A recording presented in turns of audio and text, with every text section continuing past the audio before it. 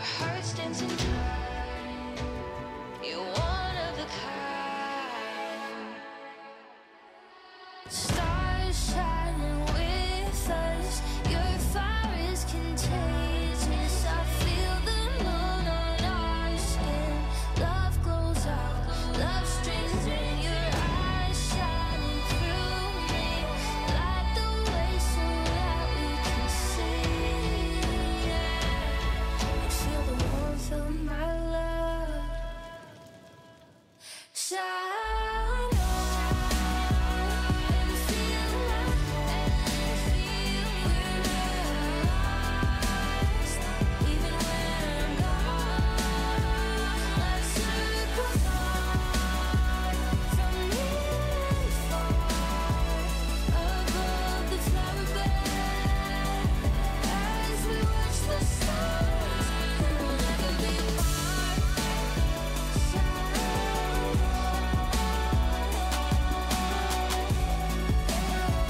and feel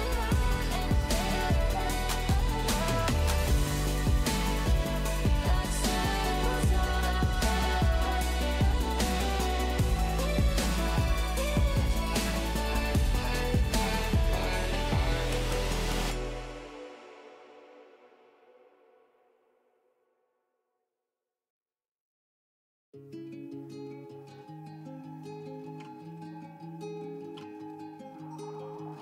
You're the rain on my happy days. Dark cloud, you're the storm in the rain.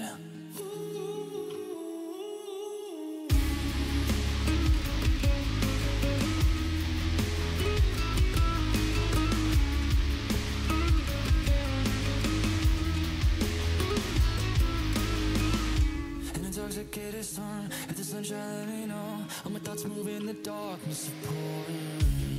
Temple of a stone, my soul is. Should I pretend like we're just dancing in the sunlight? And I'm done waiting every day until I realize you're the rain on my happy days.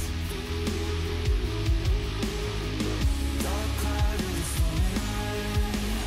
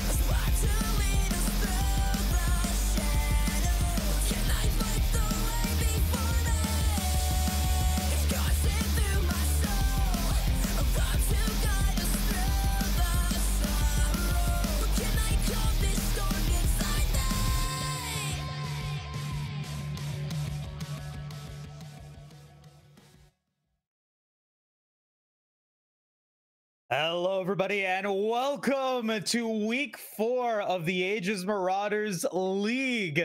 We are now halfway through the regular season, the group stage, and we've got ourselves an exciting show for you tonight. My name is Moose, joined today by Septi as always. Septi, how's it going? I'm doing great, Moose. How are we doing on this fine Tuesday evening? A little bit of a late start for people, but I'm excited to get some AML action up here. We got a first place matchup tonight of the Ixtal division. Yeah, Iceborn Black versus TA Distortion. Both teams 3-0 with 6-1 game records. Similar stories to last week, though. Yeah, you know, pretty much same concept here in terms of both these teams, high rated teams, as you were saying, within the Ixtal division, looking to maintain that top score. And now for both of these teams, for Iceborn and for Team Ambition, I mean, both these teams have been around the Aegis Marauders League, have been around in this sort of level of play for many seasons at this point. And for a lot of these players and for these teams, it's not necessarily about qualifying for the qualifiers and making it into the playoffs. It's very much highly likely that they're going to be there, but it's all about trying to get that top ranked team spot for their division so that they can confirm their spot in playoffs and qualify for those seedings moving into the later part of this season. But now, getting into the draft really quick, Septi, Team Ambition Distortion losing out on their first 3 bans of this game. Do not get any bans for this one, putting them at that disadvantage. And we're seeing that come into fruition here with the Rumble and the Tristana, especially that Tristana getting locked in for Iceborn. Distortion actually has made it out of this first ban phase pretty unscathed, to be honest. Kaisa being the only main thing taken away. It seems like they haven't really been able to ban away too many power picks from Iceborn. You know, we've seen a whole lot of, you know, the Jace coming out of Holy Carrot in the mid lane, as well as the Rel. I mean, Rumble has been a pick that has been so strong for Hamster, or I guess this time they're going by I'm Bad, You're Awful. But this Rumble has been such a great pick that I actually really like the adaptation that Distortion have made. They've taken a Silas who doesn't really get such good scaling from the Rumble ulti, but they have already done something that is completely different that they've done for the rest of the season. They've picked Sejuani, which has not really been one of those standard picks that we've seen from Cyan Kip. They've generally been on more of the carry type champions, you know, the Belvets of the world, the Kha'Zixes of the world.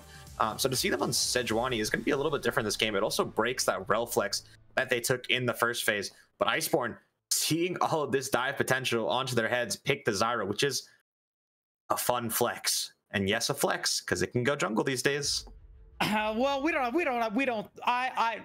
I'm gonna leave it at that. I don't have an opinion. I have played jungle. 1 game of Zyra jungle, and I can tell you that it is not bad. It's not bad. It does some stupid stuff. It would pair very nicely with Tristana mid, being that damage split. And it also means that Distortion have to think. I haven't checked on the jungler of Iceborn's match history to see if they've been playing it much, but it is definitely one of those picks that you would want to play if you are, you know, on the back foot, if you expect them to double down on the amount of dives that they've picked. And I'm not quite sure if TA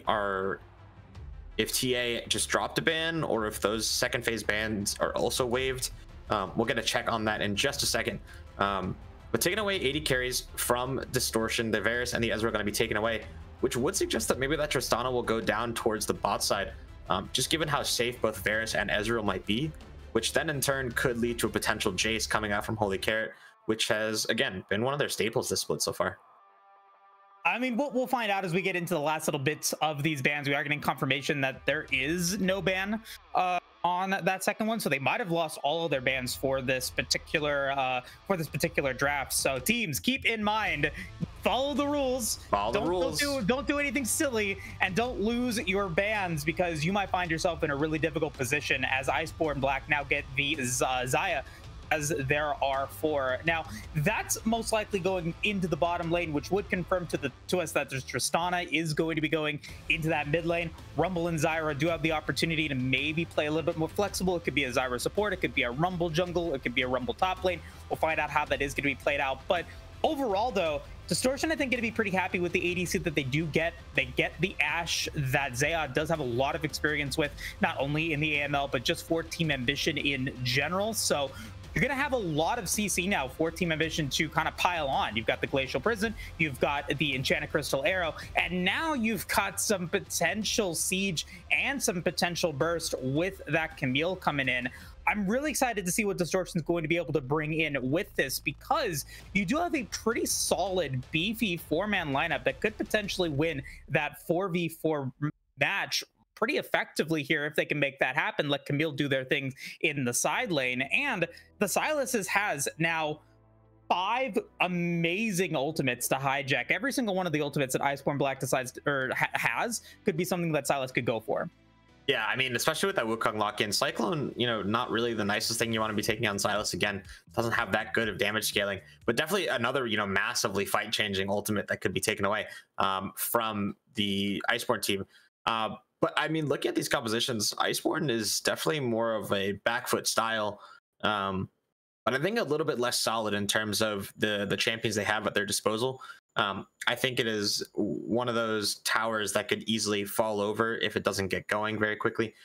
Whereas if you look on Distortion's side, they had no bans to work with. They were supposedly, you know, under the gun with all those bans. Also, sorry, I realized I shouldn't be saying that.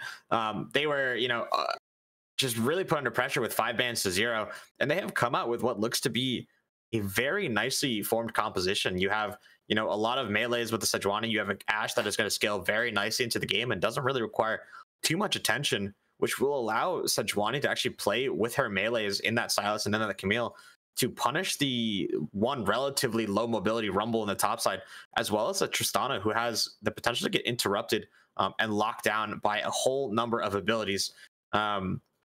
But looking on the bot side, which will be the power point for Iceborn in this game, despite the fact that it's Zaya and Zyra, which is not going to confuse anyone in this game, despite the fact that it's those 2 champions and they're meant to be picked in a more defensive role, they definitely will be the bulliers in this lane. Zyra, you know, being one of those counters into Rel where she can't really play the game too much unless she flashes. Flashes, goes for a flip, is able to get close enough to, you know, land a crash down while the Zyra wasn't paying attention, as well as Zaya just being able to outrange a little bit to the point where it makes the lane a bit of a 2v1, whereas Rel is going to have to stand behind the Ashe and just seed pressure in that lane. But I kind of wanted to talk about, you know, some win conditions for each team going into this game, just because as we get to week 4 and further on, stats do start to tell a story a little bit. You know, stats such as, you know, kill participation, damage share, gold share, things like that. But I mean, to talk about that, I wanted to take a little peek at TA Distortion and the way that they've set themselves up, because the draft that they've picked is not really one that would follow the way they've been playing so far this season. Generally speaking, the jungler has, you know, played a whole lot through the bot side, has played with and around Zeha and Shanghai, who, you know, generally have been on those utility engage, but also like massive priority picks. And so to see them on something that will be losing the lane naturally in this game could potentially see a shift in the way that they're forced to play, in the way that could be more predictable. But I'm curious to see as we go, because I've also spoken for a very long time, and I feel like Moose might have 1 or 2 things to say. Maybe one or two things. Maybe 1 or 2. I mean, you've covered a lot of the I think the important points here in terms of both of the compositions. I look at, you know, the lineup for Iceborn Black, and I see champions that these players are very comfortable with. I mean, if you guys have been part of the Aegis scene for a little while, you guys know I'm Bad You're Awful in the top lane, Snoop Dogg in the jungle. They've been playing together for a long time, and Iceborn is a very established and well organized and developed team. I mean, granted, there's witty banter and stuff like that behind the scenes, but you know, this is a composition, and this is a team that knows their stuff, that knows what they're doing, and have a lot of potential and likelihood to make it far in this tournament. So we're looking at 2 teams that could potentially be seeing each other again in the playoffs, either in a quarterfinals match, semifinal, or even a finals matchup. Either one of these teams could make or go the distance. Last split, both these teams, both the Iceborn Reboot Iceborn Reboot squad and the TA Distortion squad, making it far into the bracket. Distortion ending in a third. So I mean, you've got two teams, you've got two compositions that have a lot of history with each other. So what I'm looking at here, what I'm seeing is I'm looking past the specific champions that are being played. I'm looking at past the specific mechanical stuff that we expect to see here, and I'm more looking at how both these teams are going to be operating moving into the qualifiers and into the postseason. How are they going to be able to be stacked up against each other? Will a lineup like the Sejuani, like this Silas, be able to be effective here in this composition? And looking at the composition, it looks like unless they're out of order. They're out of order. Okay, we're seeing something. Okay, it is gonna be Sejuani jungle. I was about to say, are we getting Sejuani mid lane? I can see it happening, but no. Regardless of that, though, should be a really fun matchup. It could be a Silas jungle. I would not be surprised, considering TA's history, that they go for something like this. Go for the Sejuani mid lane against the Tristana, make it work somehow. But with that being said, gotta ask you really quickly, gotta go over the Dragon predictions here for week 4. You got swept last week, didn't get a single solo prediction correct. So now such a game of skill I need to get better at. You sure do. What's the what's your prediction here for this first game? I'm never gonna abandon my Hextex. I'm sorry, Moose. It's my favorite dragon. Gotcha. Give me one more. Let's I think the TA Distortion would like very much so to have an Ocean Dragon in this game. So let's give him the chance. Oh, you took that Ocean Drake away. I am going to take the Mountain Drake. Got his kiss. You got to stick with my boy. And we'll go with Cloud. I'm predicting it's going to actually be a Cloud Drake this game. That's fair. Yeah, I mean, LCK Dragon. I'm gonna go with the LPL Dragon. Give me that Infernal Drake. Oh, I'm sorry. I'm gonna break your streak just a little bit. That is, out of the 7 games that we've played, I've had Infernal Drake every single time. You've had Hextech Drake every single time. Not going to be there. Just know when it is Infernal Drake, I'm taking Hextech next game. So just keep that in mind. Oh heck! But with that being said, folks, we're going to take a quick break, get ourselves set up for game 1. TA Distortion versus Iceborn Black. Going to be a fun matchup. Don't go anywhere, folks. We'll be right back.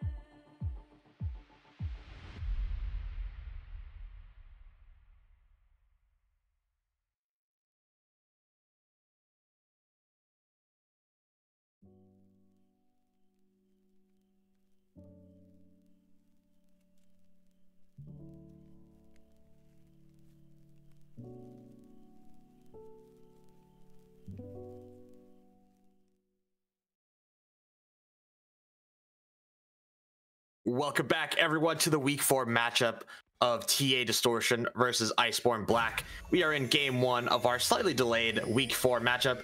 Both teams hanging onto that top side there. But before we get into this, and hopefully before this action gets going, I wanted to remind everyone and thank our sponsor, Coachify.gg. Coachify is a commission-free esports coaching platform currently in the open beta. Become a coach today and track your students, inspire them to succeed, and turn your passion into a career. Click the panel located below the stream to check out their website for more information. And I'm bad, you're awful. Oh, you're in a bit of trouble here. Might be in trouble. Gonna force the flash away. They got what they wanted. Shanghai is gonna trade out that flash, but now I'm bad, you're awful in a very disadvantageous position. Yeah, that's a rumble without teleport, which might not seem crucial now, as they will be able to get in a fairly stable reset. But it just gives Cyan Kip, who again is going to be that Sejuani in the jungle when the portraits get flipped, but will allow Cyan Kip to actually go towards the top side with a Camille that is already able to close such a distance with that hook shot. It also just means that this rumble, which generally would have so much priority and so much pressure with that early flame spitter, is going to have to actually sit back a little bit and potentially not abuse the Camille as hard, which could allow, you know, Jonathan to get, you know, just a little bit of a easier early game. But after that invade on the top side, a ward was placed on the red and spotted Cyan Kip start. Yeah, I think, you know, as expected there, all 5 members seen on the top side of the rift. An easy ward for Humphreys and Christo to drop down there. They know that Cyan Kip is in that bottom side of the jungle. They know that the opportunity for an early game win condition is potentially to take out I'm bad, you're awful in the early stages here. But smartly enough, this rumble, I'm bad saying, hey, you know, I know that Cyan Kip is not going to be up here anytime soon. I know that I can use that flame splitter effectively and is going to get some early trading damage in, which makes it a pretty even top lane matchup here. We'll have to see how that gank, if a gank happens, turns out. Yeah, and it looks like both junglers are going to be going for what looks to be a full clear for the time being. Definitely just taking that first quadrant. Holy Banana going to drop that ward in the top pixel, which will spot any shenanigans coming out from Cyan Kip in that topside river for the time being. But honestly, pretty well played from the rumble in the top side. Just being able to get that early bounce means that they will be safe regardless of their flash being blown at level 1. And now you could potentially be looking for an early 2v2 in the top side as Fantic trying to double down after missing the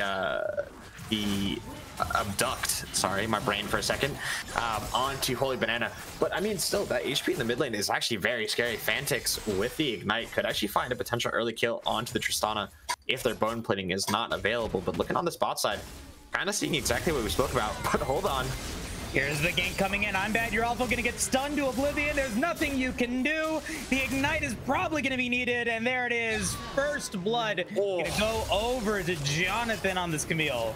And Scrap Shield was so close to coming back up for I'm bad, you're awful, and that is so tragic for the Rumble, who have done such a good job managing their wave, playing for it to come back to them, but just got a little bit too greedy and did not respect the fact that Cyan Kip might skip camps. And granted, to the TA Distortion jungler did a good job of skipping just the awkward number of camps, taking 4 and then going to the top side while dodging that top pixel ward. Just very well played from Cyan Kip to be able to find the angle to make that play happen, and now looking to bear down on mid lane, where Holy Banana has used their teleport to get back to the lane and get the bounce in their favor. Cyan Kip gonna actually get the double crab in this game. So very nicely well played. The advantage, however, Snoop Dogg was able to gain was that they were able to get that level 4 and a full reset of their camp. So hold on, Holy Banana. Wow, the stun lands, the abduct lands this time, and so Fantic's getting some good value out of that one.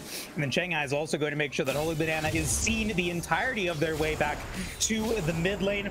As you're talking about, teleport was used, and most importantly as well, no flash on this Tristana either. Flash for flash used earlier before that play. So overall, Cyan Kip getting a lot of value on this Sejuani on a champion that we haven't normally seen them play in the AML this split. And you can definitely tell that Cyan Kip is used to being the carry on their team, as we're seeing a boot that I have never once considered building on the Sejuani being picked up in the Ionian boots. I'm not really sure as to why they would opt for it as opposed to... Actually, well, I can understand why they would do it. They backed with, I believe, probably close to 1025, 1050 gold and they wanted to get tier 2 boots before going back onto the map. And so they decided to go for the boots and the pink ward as opposed to picking up something like a Bomby Cinder, which might have been maybe the more standard pickup there, to increase both farming speed as well as beefiness. But Cyan keeps showing their hand a little bit with this purchase. Going to be trying to make a lot more plays happen. Going to be looking to blow their flash onto someone who, you know, may not have them, like Holy Banana, or maybe even looking to trade on that top side. But either way, the most aggressive Sejuani boots I think I've ever seen coming out from the most aggressive jungler, I think, in this division so far. A little bit of trading in the bottom lane as the Ghost and the Ignite were expended for Zeha and Lord Christo. Zeha, you know, a long-standing member of the Team Ambition community, has played in a lot of championship winning teams for this TA squad. Very strong at the Masters level play, and kind of knows what to look for here in a lot of these situations in the games that I've at least seen them casted for. And, you know, obviously a lot of experience in this level of the Masters level play, whatever that may be. Moving forward, though, you could potentially see a lane gank from Snoop Donk in the top side of the Rift. Jonathan kind of maybe sniffing that out there, seeing that there could be an opportunity for that. Really not any opportunity for any dives, however, as we're actually going to get to see our first blue buff taken for Cyankip and be able to get that at level 5 at the 6.5 minute mark. Mountain Drake also spawned, so finally going to get our game back to kind of a normalcy, some little normalcy in this game after what was a pretty unorthodox start, at least for Team Ambition. Yeah, and after picking up that top side, Cyankip is actually right back on pace with Snoop Donk in terms of XP. Despite taking the slightly less valuable first Rift Scuttle spawns, Snoop will actually be able to get level 6, I believe, off of this either both Crab or Blue buff, or just one of either. But for the time being, is just going to be pleasantly sitting on a triple longsword with that Sheen. Now, my brain is currently, the gears are turning in my head, and I'm trying to think of how many longswords it takes to build Divine Thunder, and I think it's only 2. Which either means Snoop Donk didn't know the item path, or is just holding on to the extra 300 gold, or using the extra longsword because they obviously probably have magical footwear and probably could not buy boots themselves. And yes, they do. So wanted to use the 350 gold not towards that Caulfield's Warhammer, rather to get that little bit of extra power that they feel they might need moving into this game. But level 6 is coming out on both junglers for the time being, and ping is going on to the Dragon for the red side, as well as counter pings onto the Herald for the side of TA Distortion, obviously sensing that with the waves where they are in both mid and bottom, they're not really allowed to walk into this river. And so the right play being made by Cyankip, gonna go for that top Herald. It's gonna be spotted out by both the Rumble Ward, as well as the fact that the laners from the respective lanes have a little bit more pressure. But the early mountain gonna be picked up by the side of Iceborn Black, means that they'll have a little bit more tankiness against the mini Cho'Gath Q coming out from Jonathan. Yeah, and Snoop Donk, you know, very quick on the initiation there, really was the one that dictated the pace of that one. Even though, I mean, yes, there was a good decision making there from Cyankip, it was Snoop Donk that said, hey, I'm going to go for this dragon, and kind of forced Team Ambition into that play, saying, hey, we are good with trading out the Mountain Drake for the Rift Herald, and we'll see if Cyankip can get the value out of that first Rift Herald that they need in order for that trade to ultimately be valuable for them and get that extra gold or turret plating down. Speaking of turret plating, first turret plate gonna go down in the mid lane. That siege damage from Holy Banana, Holy Carrot, whatever you want to call them. They're just holy, and they're gonna be able to get that. Moving with that Tristana, getting a lot of siege damage available, but a little bit behind in the CS department. We'll hold that thought though, as Jonathan is not gonna be in trouble. Equalizer is gonna get popped down, and that is gonna be enough for I'm Bad, You're Awful to finally get some revenge against this Camille. It's gonna make it a 1-to-1 kill count. Yeah, the solo bolo on the top side, I Bet You're Awful, just doing a nice job using their kit to the best of the ability, overheating at just the right moment to get that bonus attack damage and attack speed. Snoop Donk, I believe, also showed on the wave, which might have made Jonathan not actually decide to fight that, decided to keep their ultimate available in case Cyankip comes back, or in case they find a window to punish the flash that I'm Bad You're Awful has just used. Either way, I think it was probably smart to just die fast there.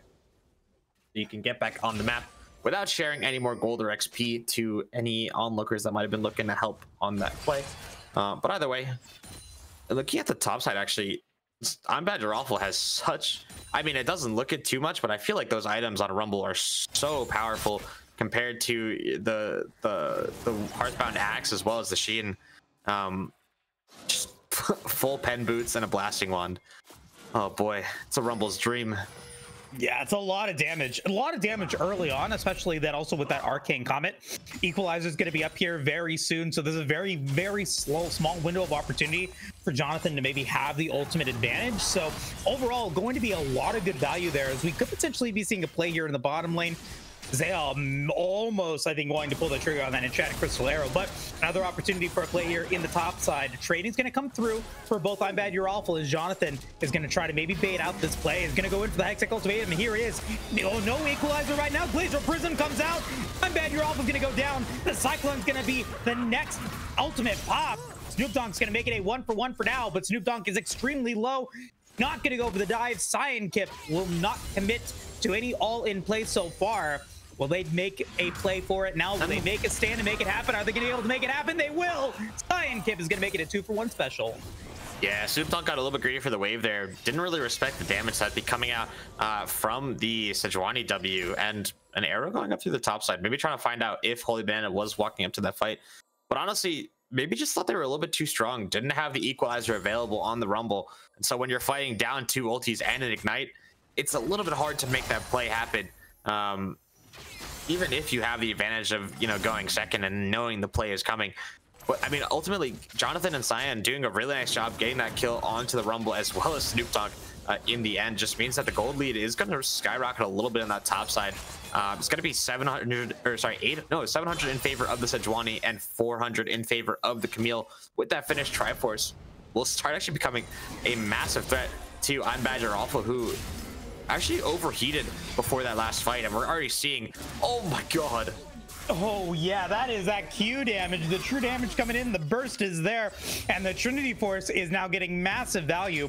No Glacial Prison right now, but an opportunity maybe for Cyan Kip to delay this back if they wanted to go for that. Will allow for them to go back. We'll pick up the Krugs and maybe looking to go towards a drop of this Rift Herald in the top lane. Give Jonathan even more gold to utilize to be that split pushing menace. Yeah, I mean, Jonathan just becoming... Jonathan is going to start running this game in just a little bit. No one will be able to match them. Holy Banana might try, but is going to have to either constantly have Rocket Jump available or hold on to their Buster Shot. Jonathan, I don't know if you want to be here anymore. Yeah, we got a teleport coming in from Holy Carrot as Equalizer is going to get dropped. A lot of damage on a Jonathan, who's still alive for a second, but a nice initiation from Shanghai. Great Magnet Storm. Holy Carrot's going to go down, and the Enchanted Crystal Arrow lands from downtown. Oh my god, TA just coordinating that so brilliantly, making it a 3-for-1.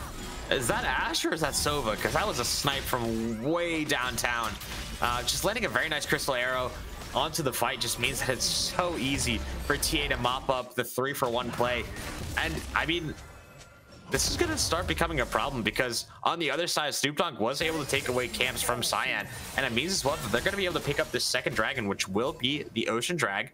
So still, I think we're still pretty even on odds in terms for this Dragon Soul, but Snoop Dogg not looking afraid at all. Going to be just wailing away at that. And on the other side of the map as well, the blue team was able to take away that first tower on the top side, and Camille actually was hovering towards the mid, seeing if there was a fight available, but not to be the case. And I'm just looking at the gold right now. We talked about Cyan Kip being the carry of TA Distortion in a lot of these games, but he is currently the most fed member in the entire game, up about 1.4k on the next most wealthy person in Jonathan. Wow. Wow, a lot of gold. That's a lot of gold. This is the Sejuani we're talking about. Yeah, this is Sejuani at 14 minutes. Yes. Sejuani at 14 minutes, 6,500 gold comparatively to Snoop Dogg at 47. And that's what happens when you have 100% kill participation and that first tower gold advantage coming through. That Rift Herald getting maximum value thanks to that tower going down in the top lane. So we're looking at that 3,000 gold advantage across the board for Team Ambition. Second Rift Herald has been spawned now, so an opportunity maybe for Cyan Kip to get that second gold netting neutral objective if they can find it. And does look like there's going to be a lot of pings there on the top side of the rift. No one going for any sort of a play yet. But Cyankip is going to be the one that initiates it to be able to find the stun on the I'm Bad You're Awful. The Abscond does not land. I'm Bad You're Awful does have flash, but he's not going to be able to get away from the stun. Cyankip is going to be on a killing spree. I was going to say, you can't imagine that they're going to be able to contest anything on this top side. And I'm Bad You're Awful just a little bit too far forward there. And not going to let me breathe, huh? Fantix gonna go down. The buster shot used on to Holy Carrot to try to get them away, but it's not going to be enough. We'll end up making it a 1-for-1 play for now. But Cyankip is saying, hey, I will come up and I will take this 1v1. I'll even let the Rift Herald maybe hit on me as well, as everyone's going to try to pick that one up. Two members of Iceborn Black maybe looking to go for it, but they say, no way, Jose. Cyankip is way too strong right now. They will be able to take that Rift Herald. Yeah, I mean, it's even crazy because Snoop Dogg isn't that far behind the ball, but Cyankip is just that much further ahead in the state of the game that the Wukongs can do absolutely nothing. But oh, Magnetstorm is going to get dropped. A lot of damage on the Shanghai, who's able to get away from the buster shot. Going to fall down to Holy Carrot as the Enchanted Cristero lands onto the Zyra. Snoop Dogg's going to be able to flash away. And now Cristo going to be the next target of this play. Jonathan going to try to maybe come in. Not going to be able to finish the job on either Lord Cristo or Snoop Dogg. But it's another 1-for-1. This time a mid laner for support. Yeah, ultimately not too bad of a play coming out for TA Distortion. You go 1-for-1, but you're able to take down the enemy mid. And Lord Cristo, you have no flash anymore.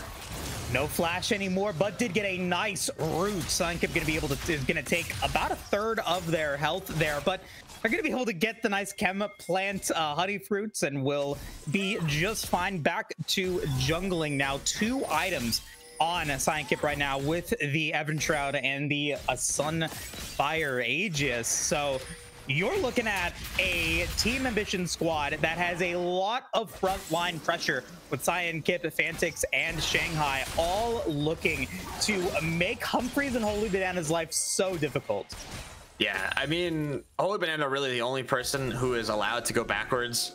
I'm Bad You're Awful has to go forward. Snoop Dogg has to go forward. Humphreys, I guess, can use the Featherstorm. Doesn't really have the tools to go backwards. But I have to credit, I mean, I want to go back to that mid fight a little bit because we saw, you know, the potential of what could have been a really good fight for Iceborn Black, but Zeha has such a nice arrow that it actually slowed down Lord Cristo long enough. They weren't able to use up the Strangle Thorns to actually make a play happen. And Snoop Dogg, nice play there. Yeah, got to be forced to use a Cyclone to get out of that sticky situation. But I mean, did a nice job to get the interrupt on the hook shot. But in the end, I mean, this is going to be, I think, just a slow death, if you know, if I could call it so early. But the gold lead on the top side is just so miserable to play against if you're Iceborn. I'm Bad You're Awful. Like, this is almost unplayable. Yeah, gonna go down here as Jonathan's gonna come in. That Enchanted Cristero does not land, and that's gonna mean that Humphreys is gonna be able to pick up 1 kill. Now potentially an opportunity for even more as Holy Carrot is gonna try to come in. There's the Magnetstorm. Cyankip is in trouble here. Cyankip could give a big shutdown to Holy Carrot. Is gonna be forced to flash away, and Team Ambition is gonna be caught with their pants down and will lose out on 2 deaths to 1. Good play here for Iceborn Black. That's why League of Legends is so entertaining, right? You can never actually anticipate what will happen next. I thought that it was going to be, you know, complete, you know, stomp. I'm Bad You're Awful, you know, didn't use flash, but was able to do so much work there to the point where they weren't able to knock him down quick enough to, you know, to get out before the support came from Iceborn Black. And now they have so much pressure from that play that they're going to be able to get set up onto this 3rd dragon, and it will be Chemtech Soul, which actually I think goes to your point. But it allows them to get so much pressure on the map because of the bad and late resets coming out from the side of TA Distortion that Iceborn Black, despite being down about 3k, are on soul point with a soul that is actually fairly useful to them, being a disengaged composition. Cyankip has no flash this time, is going to be able to get the guaranteed tenacity to get away from Snoop Dogg, who uses Cyclone, unable to get any further value out of that one. But as you were alluding to, Septi, is now an opportunity for a Chemtech Soul here for Iceborn Black if they can make it happen. That's going to be a mid-tier 1 tower going down guaranteed, but Shanghai's going to initiate the play with the Magnet Storm. We got a teleport coming in from the backline. Shanghai's going to go down, but can they get out of this one? Jonathan not able to land that hook shot. Humphreys with an amazing flash is going to be able to make that play work for Iceborn Black. They are going to be able to take down 1, and they get the tower. it's critical to see what TA Distortion does because they put Iceborn on the back foot. They have blown flashes in Trinity. Oh no! Hextech Ultimatum gonna come through. Nice utilization of the clone going to avoid that play on the Enchanted Crystal Arrow, but Fantix coming in with the damage. Double kill for this Silas. Make it maybe a triple. It is more kills for Fantix. And after what was a really nice play from Iceborn Black, it's Team Ambition with the response and an amazing comeback. Gonna get a triple kill for the Silas. Were the Raptors worth it, Moose? Were the Raptors worth it? Oh, the answer is no. The answer is no. The Raptors were absolutely not worth it. But I mean, called on TA to do something there. They found the angle. They had the Enchanted Crystal Arrow. They held on to just enough abilities that despite the somewhat, sloppy looking engage in front of their tower, it turned out to be such a nice fight in the end.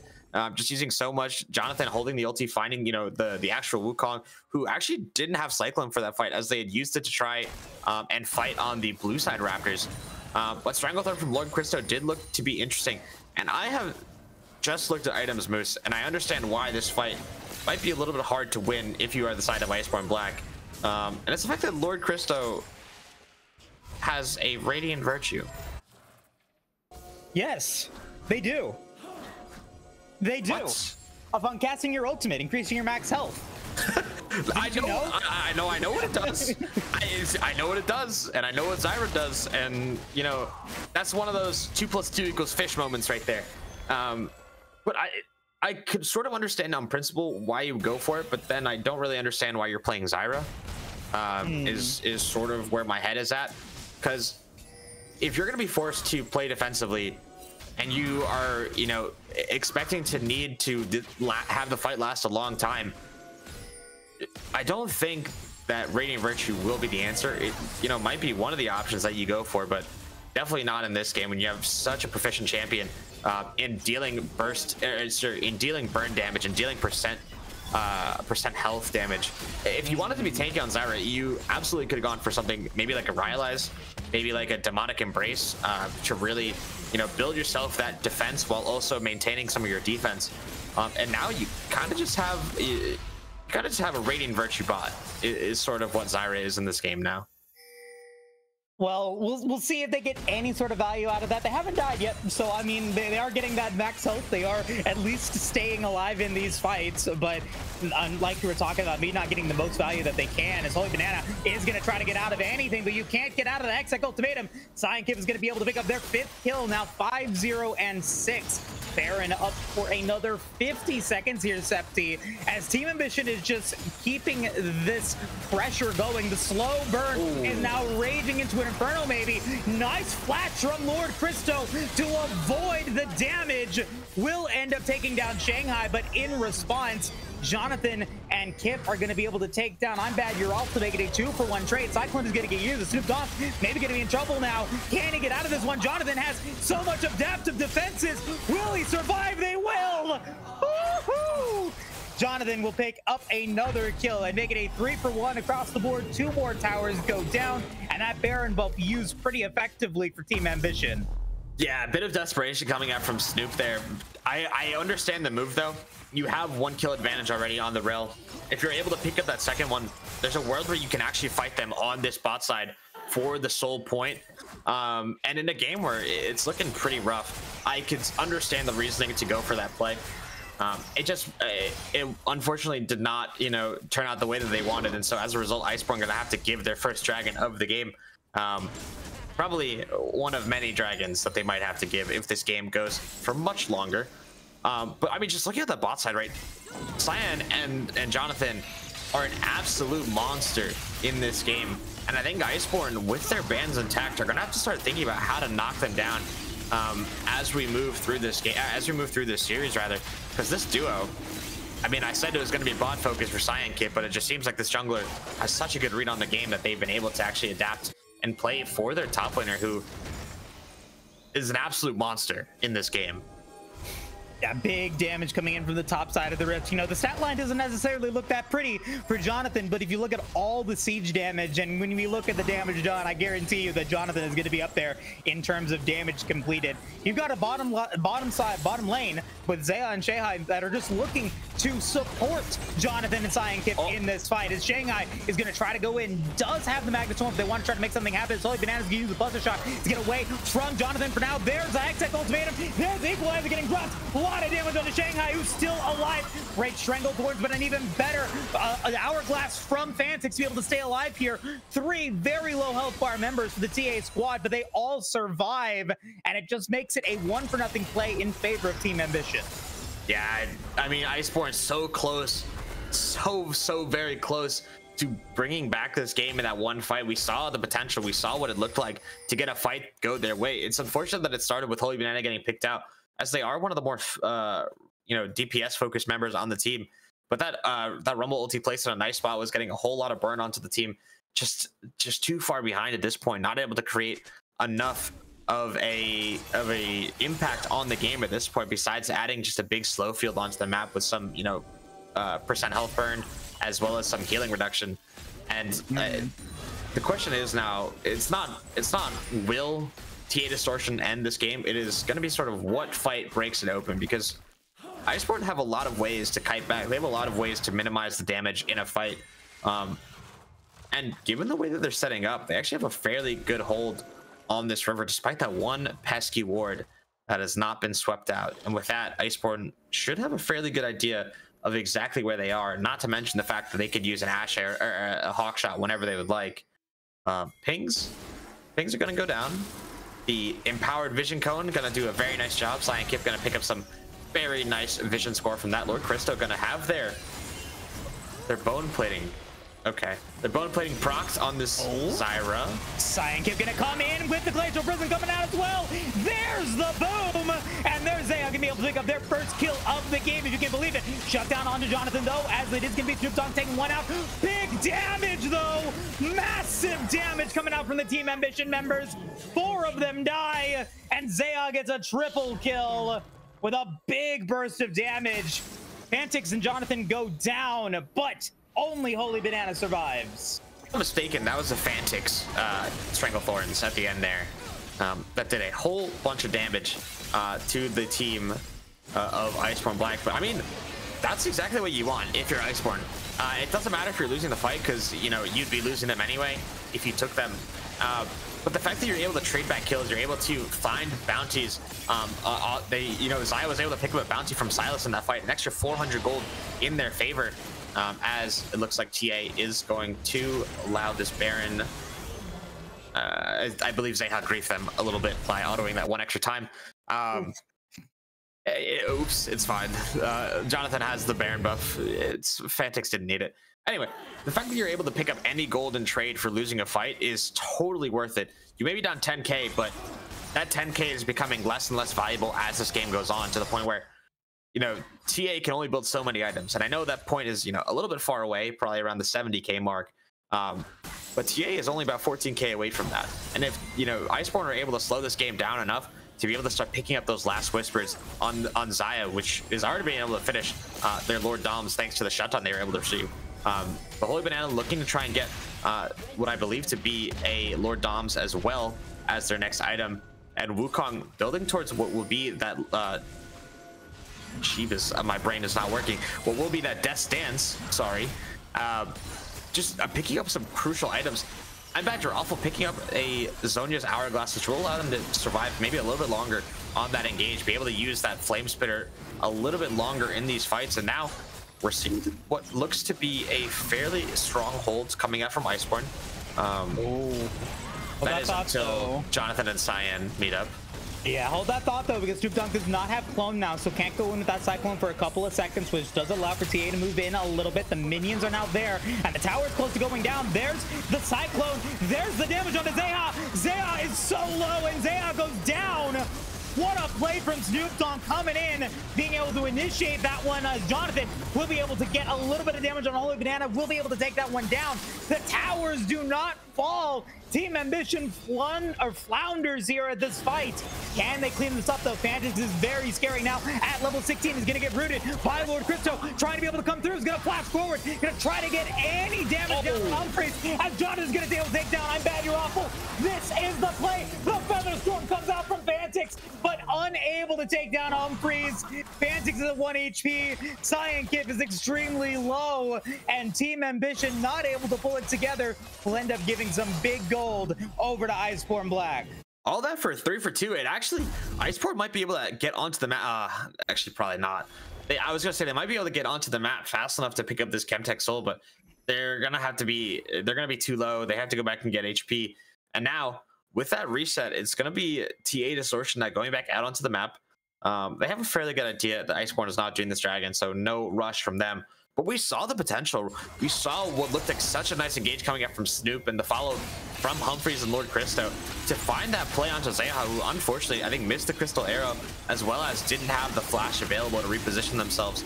But I mean, this is sort of what happens, right? We focus on one side of the map for the whole game, and when you try and split, or you try and 3-2, 4-1 with the weak side of your map is much less of a power point than the side you've been focusing, which seems like a no duh moment. But in a game where Iceborn have such a strong way to actually get on top of you and lock you down, you have to really be able to push your advantage on the side that you're strong. And Jonathan and Cyan just did not do that well enough, and as a result, Iceborn was able to pick up a little bit more time. They were able to buy some more time to pick up items. I mean, I believe Lord Christo is picking up what I think is probably going to be a Chains of Corruption, probably to go on top of Jonathan would be my guess. On the other side, we see Jonathan pick up an item that I actually didn't expect to see them build this game, considering how much they've been playing with Cyan. That Hull Breaker going to be picked up by Camille, and strangely splitting on the same side as Baron in 2 minutes time. But either way, no one will be able to match that champion in the side. And it will be a problem should they decide to do so.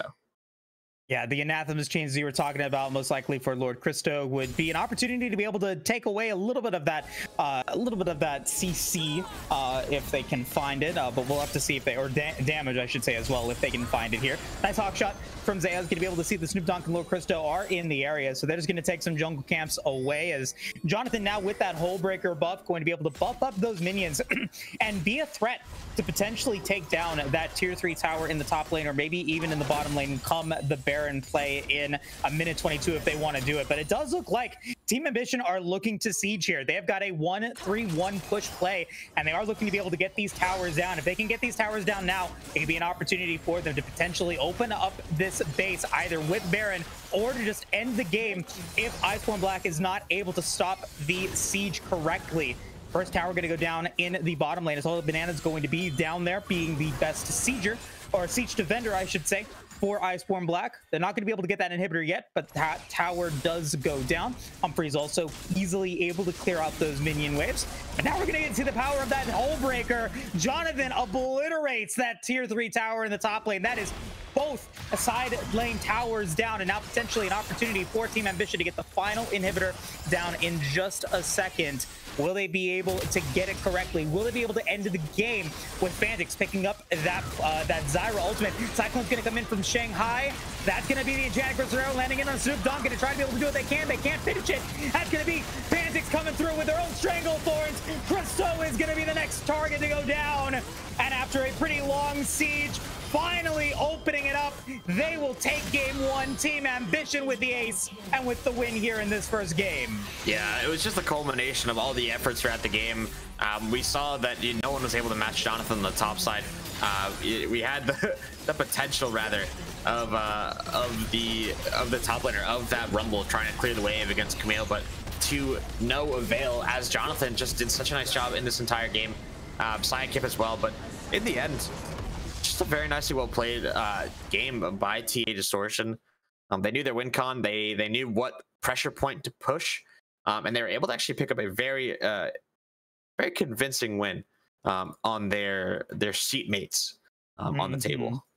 I mean, really nicely done from Team Ambition, as you were talking about. And as we had expected, Jonathan, highest damage dealer in the game, 24,000 damage on that Camille. But Cyan Kip and Fantix both putting out a respectable 20k, 5-0 and 17 on this Sejuani for Cyan. So really, really impressive performance coming in from the jungle top lane duo here for TA. Shout out to I'm Bad You're Awful, though. was in a lot of these fights, did die 10 times, but had the most damage on their team. 21k taken or damage given out to all the members of the TA squad with some really strong equalizers. But the game started with one objective: take away I'm Bad You're Awful's flash and make their life miserable. And they were able to do that. Jonathan getting that first blood and just being able to start to steamroll this game into a TA win. A lot of opportunities for Iceborn Black to come back. They had some really good dragon stacking. They had some really strong team fights, especially past the 20-minute mark, just unable to get footing in the game. Yeah, I mean, we're going to have to see some draft adaptation come out from Iceborn in the second game, as well as I believe they get side selection. I'm not sure how it worked in this first game. I believe it was just default Distortion blue side, Iceborn red side. Correct. But so Iceborn will be able to pick up what I believe will be, I think they'll be choosing blue side, as it seems that they're a little bit more comfortable drafting from that side. It also will allow them to see just a little bit more before they look for those second phase picks. But no, I mean, also something interesting to note is that TA Distortion will get their bans back in this second game. The slap on the wrist of that last game just meant that they only lost their first 3. They decided to not ban the second phase out of pure disrespect. And it seemed to work in their favor. Such is the way of TA. But anyway, we are going to take a short break before we head into game number 2 of Iceborn Black versus TA Distortion. Stick around, and we'll be right back.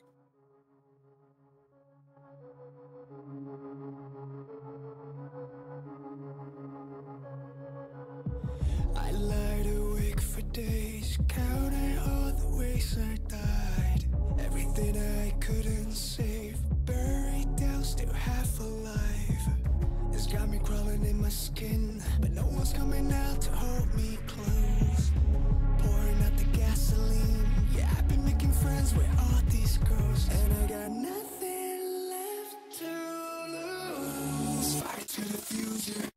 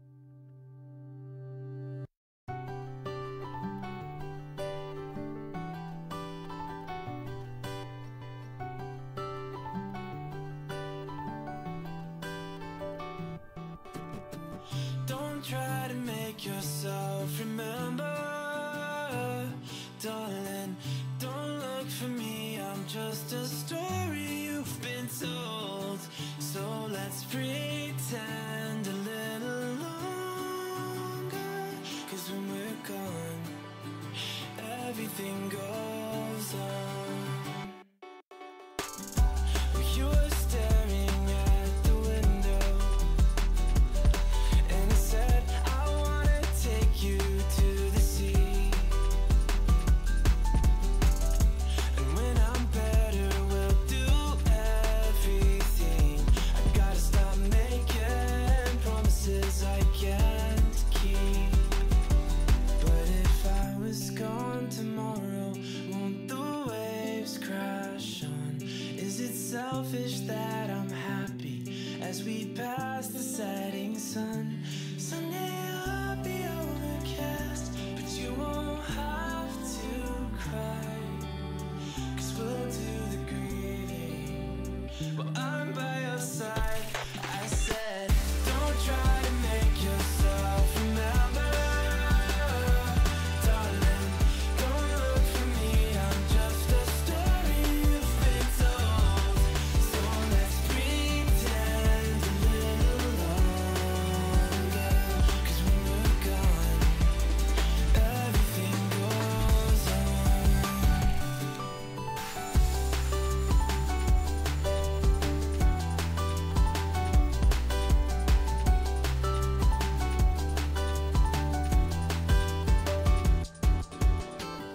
And I'm so scared of getting used to this. All the vines that keep you tethered.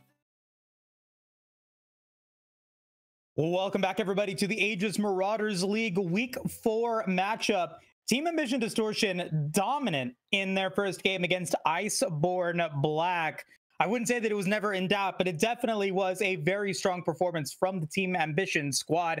Now, Iceborn Black looking to find a way back into this series and win a Game 2 matchup. Now, Septi, you were talking in the break. You were saying, hey, I'm going to predict that Iceborn Black is going to go blue side. They end up going blue side here in this draft.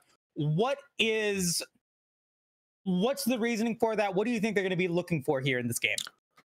I mean, Iceborn definitely like to offer counter picks more, or they like to use their strength in mid in Holy Banana to offer more counter picks to their team. So just being able to see more champions, on the flip is what they really value about the blue side. So I imagine that they will pick something fairly standard for Holy Carrot. Something that's been pretty, normal for them has been like the Jace, has been the Tristana. That you see a lot of mids picking in Asia. Just because it allows them to, on the 2-3, they get to see, whatever is blinded from the side of TA Distortion. Right. And so they really highly value both their support counter picks, as well as they value a safe bot lane is what it is. So much so that they picked Tank Zyra and Zaya in the last game. So slightly indexing a little bit too far towards the safety side. But no, so I mean, I expect them to pick probably a flex pick on 2-3, potentially between support and jungle. I know the Maokai is definitely something that they enjoy playing. Similarly, TA Distortion as well. Actually, no, not TA Distortion, as Cyankeep does not play it. But I imagine that Iceborn might pick up that Maokai on 3 if it's still available, as it has been fairly good in the hands of Snoop Dogg. But we are waiting for these teams to ready up and draft. I don't know. I mean, my prediction definitely is going to be the Jace one too, coming out from Iceborn, and honestly, will probably be matched by things along the lines of probably a safe mid to match, maybe something, like a Tristana to match the Jace. Maybe, I don't know. I'm not quite sure, but we are going to get into pick bans. Once again, TA Distortion have their bans back. Whether they choose to use them or not, we will see. But Zeke's going to be the first one taken off the board. Yeah, I mean, didn't need any bans last game, and we're still able to draft a composition that they were comfortable with and a composition that they were successful with. So we'll get to see what they do decide to go with here, if they do decide to pick any sort of bans or whatever that may be. Regardless, I always recommend going for the bans if you have them available, but some teams don't need them. I need them in every single one of my games because I'm actually bad.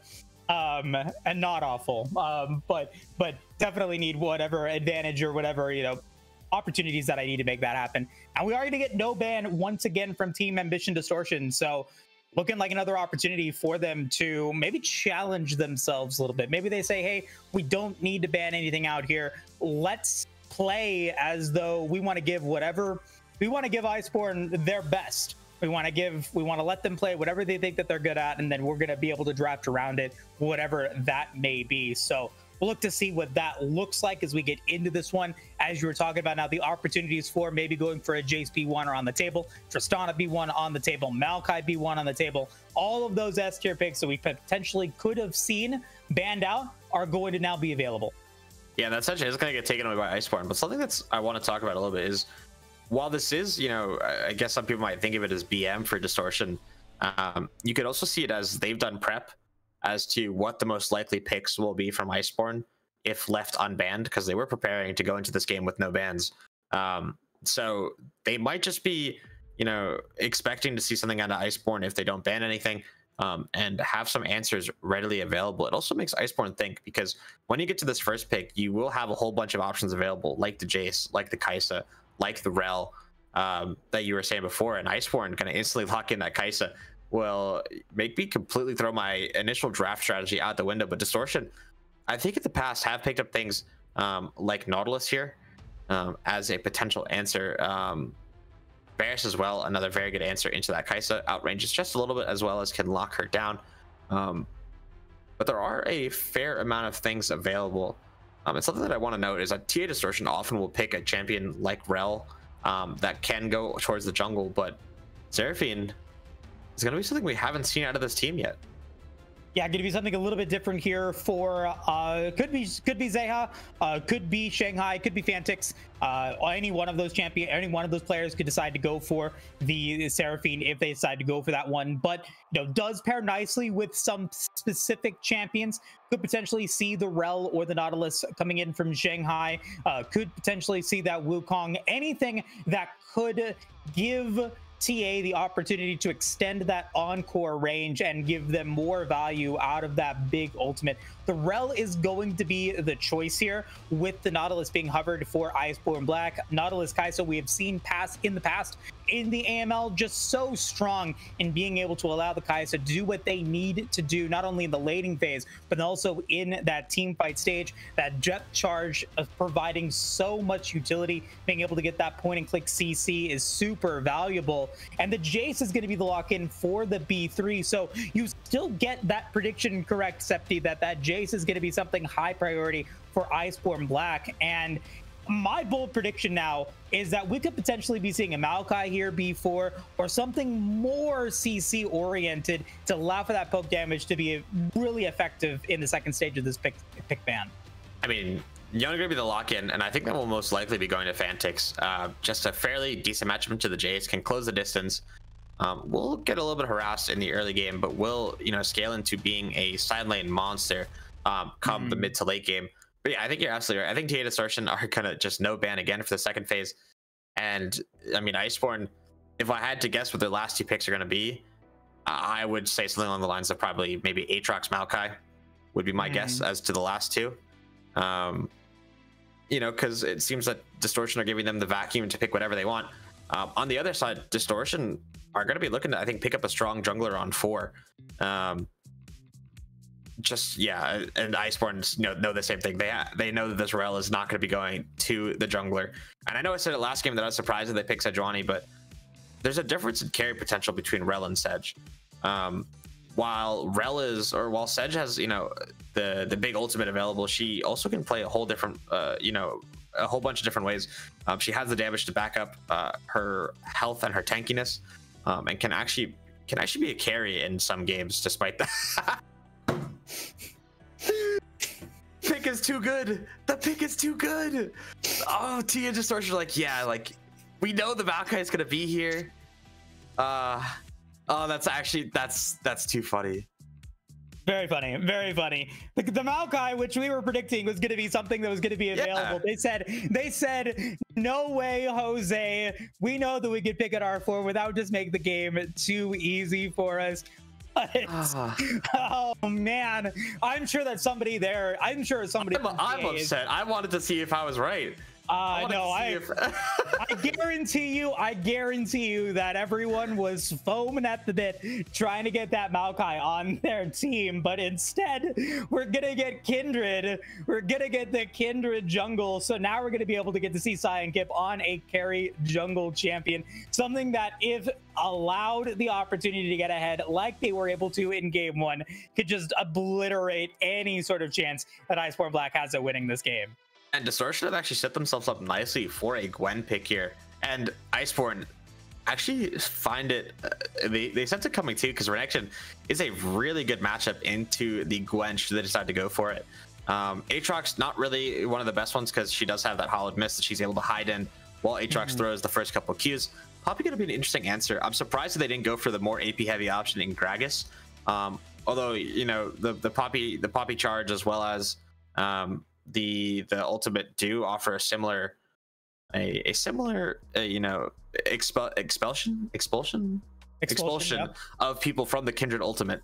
But I'm gonna actually eat my words. It will be an AP option, but it will be an AP option into all of the AD options coming out from Iceborn. And this does mean that probably Kai'Sa will be forced to go the AP build, which has been nerfed on recent patches. Definitely cannot opt for that attack speed build into the likes of Malphite, who is just going to absolutely shut her down.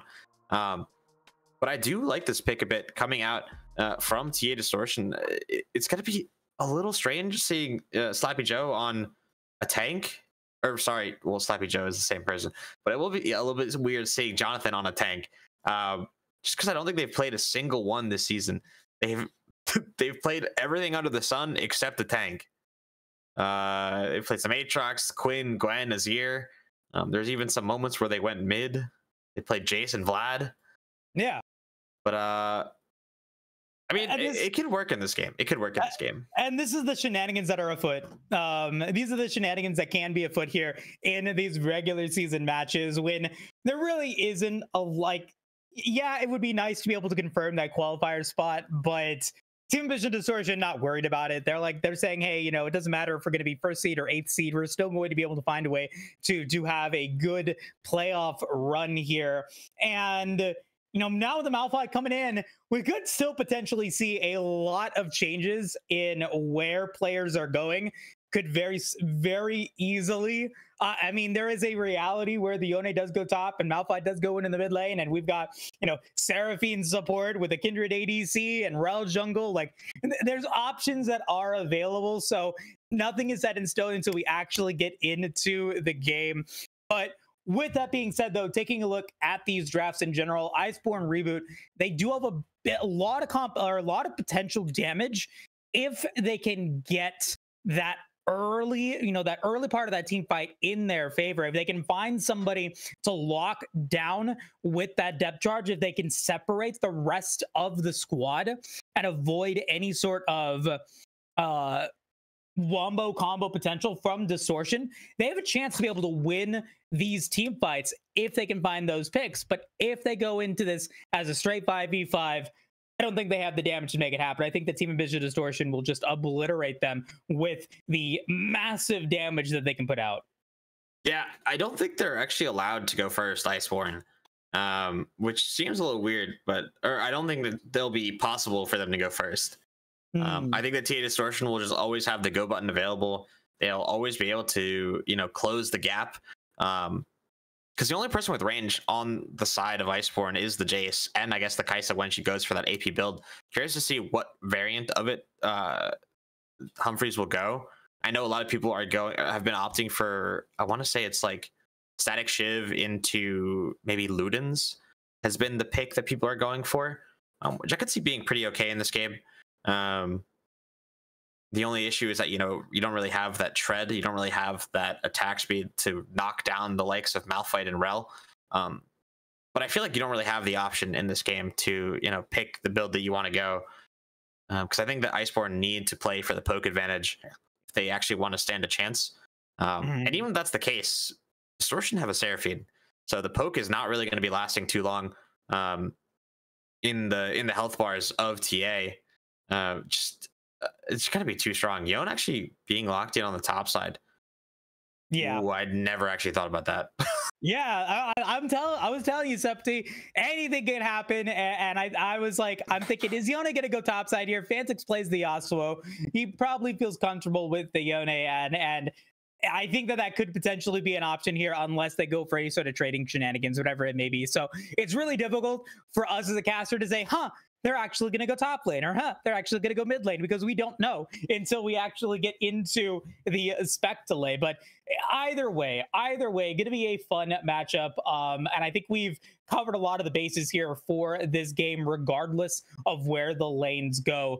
With that being said, let's get into the Dragon draft really quickly. I'm on a roll. I'm on a hot streak here, Septi. 3 in a row for Moose. Gotta break my streak here with your first pick. All right. Let's look at the trends. Let's take a quick peek. What has been the most successful dragon? The most successful has been Chemtech, which means that it surely won't be Chemtech. Yeah, 3 Chemtech picks so far. The least successful dragon has been Mountain. So Mountain and Cloud. Let's go. Let's do that. Let's go Mountain Cloud. Let's go Mountain Cloud. Let's go for the Earth and the Sky. Oh boy, you're getting rid of the Hextech Drake. I'm following the statistics here, Moose. I'm gonna go with the Hextech Drake and my dragon. Yep, I'm gonna go with it. I'm gonna go with the Hextech Drake, and I'm gonna go with the Ocean Drake here. This is when I tell you that Hextech is cursed. Yes. Even though it's been picked twice. Hextech is cursed. Pretty much. Guaranteed. Let's go for the next most neglected dragon, which is, well, I was gonna say it's Hextech, but you took Hextech. It's gotta be Infernal. All righty. Give me the fighting dragon. I love it. I'll go with the Chemtech Soul again here as we get ourselves into the game in just a couple of moments. Really quickly, before we do, want a shout out Aegis Esports and all of their esports action that is going on in the summer 2023 split. You guys know of all of the League of Legends content that's coming out. You've got the AML, the ACL, the AGL, the APL, all of these leagues signaling so many different players, so many different tiers of player and levels of play. A lot of fun, a lot of opportunity to be able to grow and watch in League of Legends. But also, you've got TFT launching their draft show tonight for their upcoming season, as well as Valorant, their inaugural season underway. So a lot of Aegis Esports content that is your fingertips. All you got to do is join the Discords, follow the Twitter, follow the X, and whatever it's called now, and follow and subscribe to the Twitch channel to stay up to date on all of the Aegis Esports content. We're going to take a quick break, and when we return, game number 2 in this AML matchup between TA Distortion and Iceborn Black will commence. We'll see you guys shortly.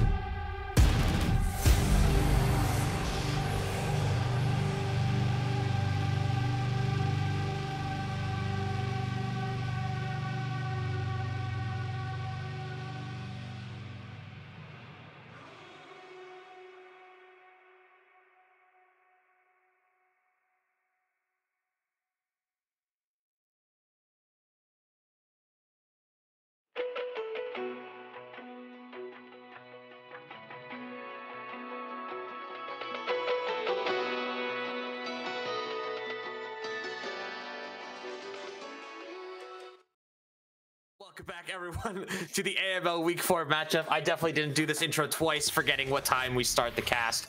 But you know what I didn't forget to do? I didn't forget to thank our sponsor, Coachify.gg.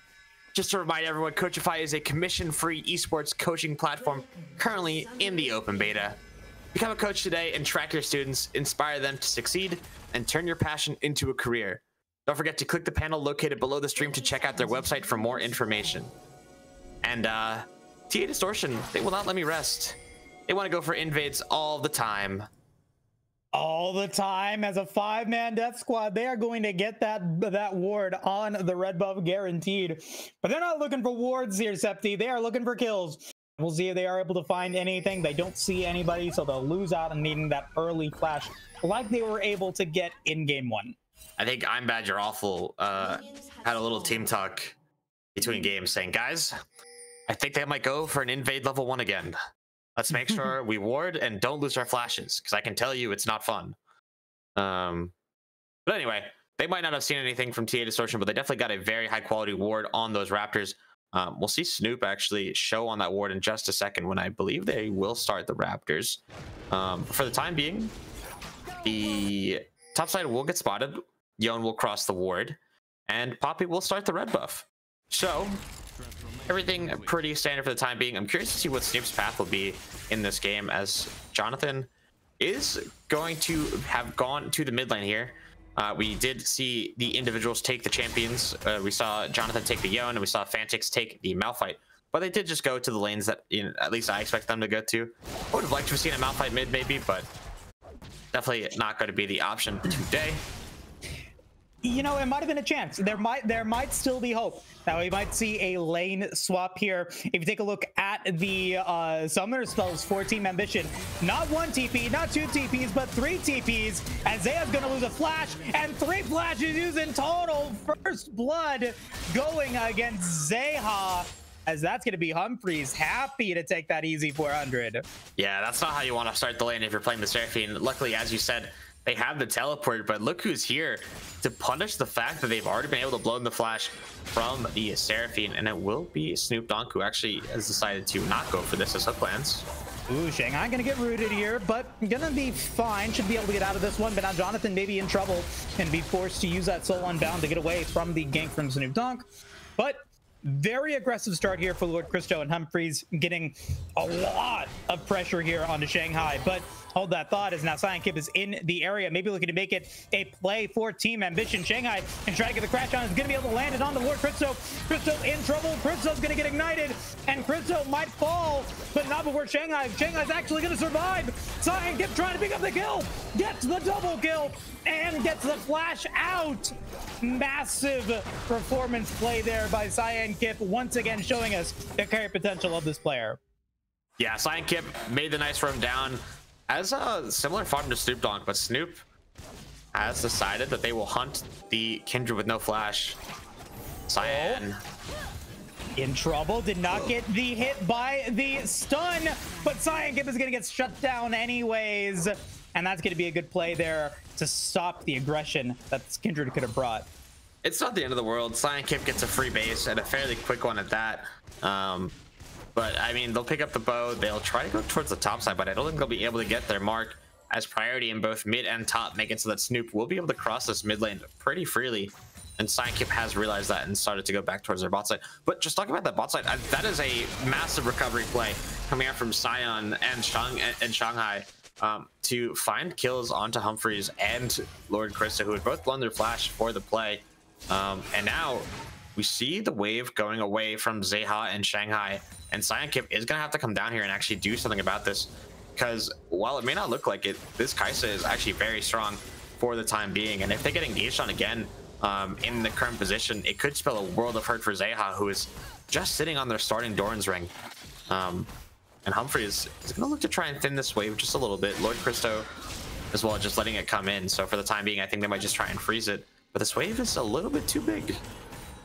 Yeah, pretty big here. It's a pretty large wave. Cathy range just trying to drop it after they can. Nice route onto Shanghai, going to be able to get a tower shot. But with that wave being there, could be an opportunity for Cyankip and the Team Ambition squad to maybe go for this Ocean Drake that is now available. If they do decide to make that happen, Also want to point out a heads up play from Snoop Dogg, wasting or taking a little bit more time to take that scuttle crab to make it a little bit harder for Cyankip to get those stacks. As now Cyankip is going to try to go for those Raptors, is going to be able to get the assistance of Shanghai and Holy Banana to be able to survive here. The stun's going to land in onto the Jace, who's going to be in trouble. Jonathan's going to be able to come in with the Fate sealed. Holy Banana is low, and Cyankip going to try to be able to finish the job, but Jonathan will go down. Snoop Dogg will pick up their second kill of the game, and that did not go in Team Ambition's favor.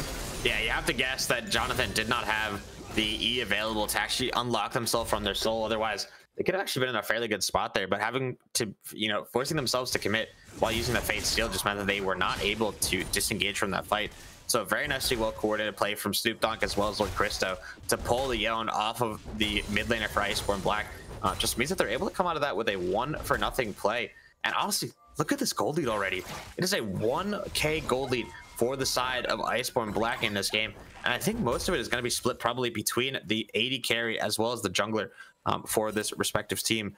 But looking around, there's actually a whole lot of gold in favor of the Iceborn members. You have already 600 gold in favor of Humphreys over Zeha, as well as a 200 gold lead, in isolation between just that farming between I'm Badger Awful and Fantix, who was put on this R5 Malphite that has seemed to not been able to do too much in this game. It is early. Malphite has not been able to gain the R button, I say, as they now have access to it. But I mean, this is sort of not what you wanted to see if you are TA Distortion, right? You would have liked to have had this game at least get off to a more even start than it has, and really lean into the fact that you have the Seraphine and Kindred scaling to really start abusing the Iceborn members as this game goes forward. But for the time being, it's pretty chill now. Yeah, I mean, so far really good for Snoop Dogg to be able to kind of shut down Cyan.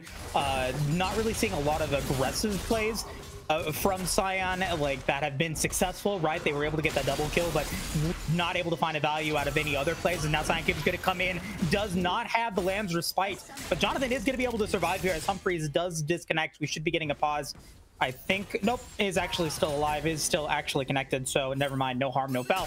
Meanwhile, though, 3 members of the TA squad now looking to be able to maybe find a play on Christo. Shanghai is not going to land the play or land the knockdown on Christo as a nice encore. Fate sealed to come in. Lord Christo does not die. Jonathan is going to have to flash to pick that one up, as Cyankip is going to now be in the area. Jonathan is going to be at 1 HP, can be able to get the nice knock up in on a Snoop Dogg. Jonathan is low. Jonathan survives. Keeper's verdict. Nice Keeper's verdict is going to keep Snoop Dogg alive there. So very exciting play, but a 1-for-0 in favor of TA. That is a play that still caps stiff, my friend. Snoop Dogg absolutely would have gone down had they not had that bonus reduction on the auto attack damage, and Jonathan was trying so very hard to get involvement in that last kill onto the Poppy, maybe even try and take it away for themselves, and as a result almost went down. And I think Snoop Dogg actually might have had the opportunity to try that, as Holy Banana is here with the support of their team as Shanghai. I don't think that's the way you want to go.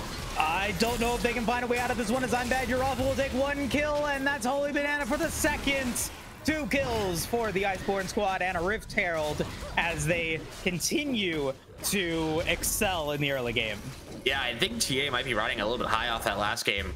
They're kind of going for plays that are not really respectful at all of Iceborn, to the point where they just aren't tracking Lord Christo well enough. They don't realize that they're starting the Herald with low HP.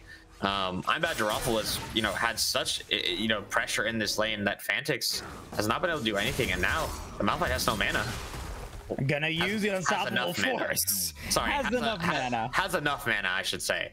But yeah, that's gonna be the first usage of the Unstoppable Force, and it's gonna be defensive, and that cooldown I believe is a fairly long one at level 1 at 2 minutes long. But for the time being, will be the first dragon pickup coming out from TA Distortion in that Ocean Dragon, which will absolutely be nice for them. As well, Kindred will be able to pick up their first mark, I believe, with this crab that has spawned so nicely next to them. But the gold lead is sitting at a solid 2k for Iceborn in a game where they really needed to get ahead and start abusing their champions that do well with the lead, like the Jace, like the Renekton. And so the fact that TA has sort of let Iceborn fall into this, make it a little bit hard to move forward. and yes, I'm going to say let them fall into it, because I believe the plays that TA have made have been really big overextensions of what they were actually allowed to do. And even just there, Jonathan thinking that they're strong enough to actually trade into the Jace, who's already sitting on that Dirk, and double Hex Flash coming in. Nice stun coming in from Shanghai, going to be able to stop the aggression there. No summoner spells having to be used, with now Snoop Dogg showing in the top lane. I'm bad, you're awful. Also seeing that Cyan Kip was down there, so going to be able to make it an aggressive play in the top lane, but all the action, all the presence right now from the junglers is going to be on the bottom side of the Ritz. No jungle camps to be taken on Cyan Kip's side, as the Raptor camp on the blue side is going to be the next potential mark. Not going to be able to really go for it, though. Snoop Dogg is going to drop the Rift Herald here in the bottom lane, going to try to get some gold out of it, and they will at least be able to get the headbutt, but not too much more. Yeah, I mean, it's a really good thing that Cyan Kip didn't walk over any wards. Otherwise, it could have spelled absolute disaster for their bot lane. Iceborn even pulled down the Holy Carrot, or Holy Banana rather, for that play, because they just did not know where the Kindred was. And now Cyan Kip's going to be the other side of the map, where they might be able to find an invade and a free blue buff. I say free, a blue buff for the price of a couple plates off their bot tower. I mean, looking at the top side, actually, 30 CS in favor of I'm Bad, You're Awful sort of is just going to be the way this lane goes, I think, until Fantix is able to pick up what probably should be a Bramble Vest as well as some Tabbies immediately in this game. Because this Renaction has just been, we've seen it on the directed camera. We've seen this Renaction just absolutely walking down the Malphite when they have nothing to do. But something interesting to note, right, is that we are going to see that finished Kraken Slayer coming out from Kindred, as well as the Zeha is going to be going for the the Leandries rather, as their mythic of choice this game, as opposed to something more supportive like a Moonstone, which I think is totally fine this game. Seraphine does very well with AP, and Jonathan trying very hard to actually get some control of this lane, but Holy Banana is just not going to allow it. Yeah, not going to really make it a easy lane, but I mean, they do have some late game insurance with Jonathan, with Cyan Kip. Once they start getting those marks in, as we do get a dredge line landing in the bottom side, not going to result in any sort of kills getting taken, but for Team Ambition, like we were talking about, not going to be the early game that they wanted. Minute 30 remaining until the turret plates spawn, and as we go into the mid game, we do have some pretty good advantages here for the Iceborn Black squad. Static Shiv completed for Humphreys. You've got a 252 stacks on Holy Carrots, a Tear of the Goddess for their Jace. So, you know, go and have that nice mid-game power spike. And you got what you wanted out of an early game Renekton. A early game Renekton that did not die, that got a kill, and is in the lead comparatively to their top lane opponent. So, you know, all in all, very solid early game from the Iceborn Black squad, and definitely giving them a good opportunity to give Team Ambition a difficult time as we move into the mid game. Yeah, we're gonna see TA Distortion take control of this bot side, or try to take hold of this bot side, as the next dragon would be spawning in about a minute's time. But hold that thought, though. That's going to be a lot of damage on the Cyan Kip, but he does have the Lamb's Spite ready. Nice encore on the Lord Christo, who will go down. Lamb's Spite is going to keep Cyan alive. The Keeper Critics is going to come through. Cyan Kip survives, but not able to get out of it. Jonathan does not land the Fate Seal, but it does not matter. He's going to be able to move forward, going to be able to get the damage in on to the Jace. Shanghai gonna come in. Zeha picks up the kill, and Team Ambition find the win. Take down Humphreys and make it a 3-for-1 play in the bottom side jungle. oh my god, I mean, that definitely wasn't intended from Shanghai, but I will give the benefit of the doubt. Shanghai with such a nice crash and there, interrupted the killer instinct coming out from Humphreys, just secured that skill onto the Kaisa as well. But you have to credit again Snoop Dogg for, you know, finding a really nice use of the Keeper's Verdicts to knock away some of the TA Distortion members, which would have made it so much worse for the Iceborn team if they were still in that fight. And as a result, now both teams going to be moving back onto the map with a fairly decent timer to move to this dragon. Teleport coming out from Jonathan means that they will actually have some presence in the mid, despite the fact that Holy Banana and Lord Christo were there first. Vision favoring the blue side currently, and it looks as though, yeah, TA Distortion are going to give up this second dragon. It will not be the Chemtech dragon. Sorry, Hextech. Wait, brain. But they will trade for the second Rift Herald of the game.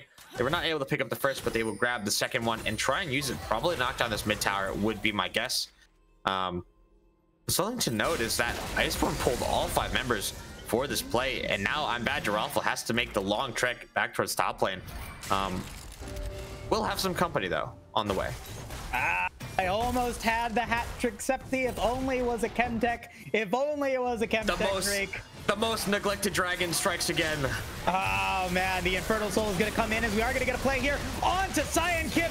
Not able to drop the Lamb's Fight because they don't have it. Fantix now going to be extremely low, unable to get out of that one. Meanwhile, Humphreys is going to go down as Jonathan's going to be able to go onto a killing spree. Fantix will die for the cause. I'm Bad Giralful will go on a killing spree, and overall a 2-for-1 play in favor of Iceborn Black. Yeah, Iceborn fighting a nice play, not getting nearly enough value. Cyankip had to flash that hook. Maybe it was disrespectful of the fact that Lord Krista might, or thinking that Lord Krista rather, might not have had enough allies around them, but did not have the luxury to actually make that decision for themselves. Have to be respectful, especially when you don't have that Lamb's Respite available to you. And now again, this gold lead has actually shrunk back down to about 1k, was 2k in the past, as well as TA still having that Rift Herald at their disposal.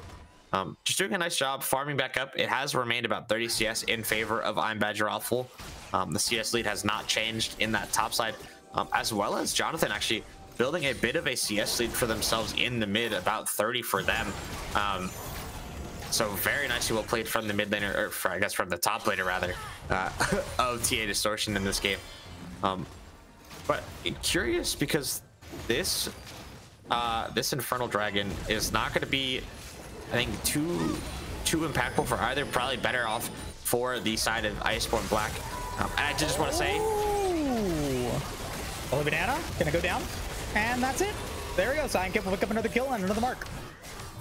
It's a very well timed, spicy play as we welcome the. Never mind, I can't even get it out. No, you cannot. Unstoppable force into fate sealed.